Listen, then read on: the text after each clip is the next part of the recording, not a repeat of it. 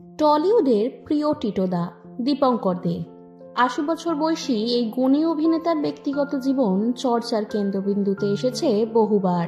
তার চেয়ে বয়সে অনেক ছোট দোলন রায়ের সঙ্গে দীর্ঘ সহবাসের সম্পর্ক নিয়ে নানা আলোচনা হয়েছে। দীর্ঘ ২৩ বছর লিভ ইন সম্পর্কে থাকার পর ২০২০ সালে ৭৬ বছর বয়সে তারা আইনি বিবাহ বন্ধনে আবদ্ধ হন।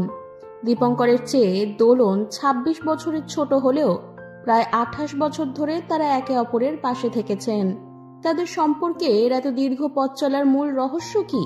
প্রবীণ অভিনেতা দীপঙ্কর দে বলেন, খানিকটা অভ্যাস, ভালোবাসা আর বন্ধুত্ব, এই দুটোর জন্যই টিকে থাকা। জার্নিটা ব্যথা বেদনা চড়াই উতরাই নানা রকম অনুভূতি নিয়ে কাটিয়ে দেওয়া, শেষ পর্যন্ত পরস্পরের প্রতি একটা নির্ভরতা। যখন দীপঙ্কর দোলনের প্রেম শুরু হয় তখনও দীপঙ্করের ডিভোর্স হয়নি।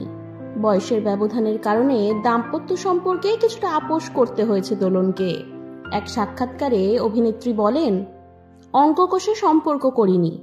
নিবেদিতা অনলাইনকে দেওয়া এক সাক্ষাৎকারে দোলন জানান, দীপঙ্করকে বিয়ে করার ফলে শারীরিক সম্পর্কে কম্প্রোমাইজ করতে হয়েছে।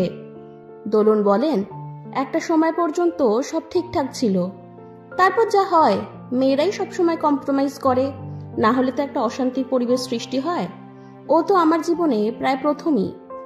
আমি স্যাচুরেটেড হয়ে গিয়েছি, ও হয়তো শেষ বয়সে ওর পারা বা না পারা নিয়ে স্যাচুরেটেড হয়ে গিয়েছে।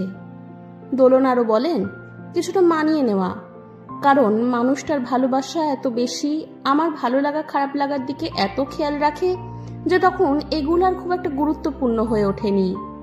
দীপঙ্কর দে ও দোলন রায়ের সম্পর্ক শুধুই ভালোবাসার নয়, বরং পারস্পরিক বোঝাপড়া, বন্ধুত্ব এবং নির্ভরতারও এক অনন্য দৃষ্টান্ত।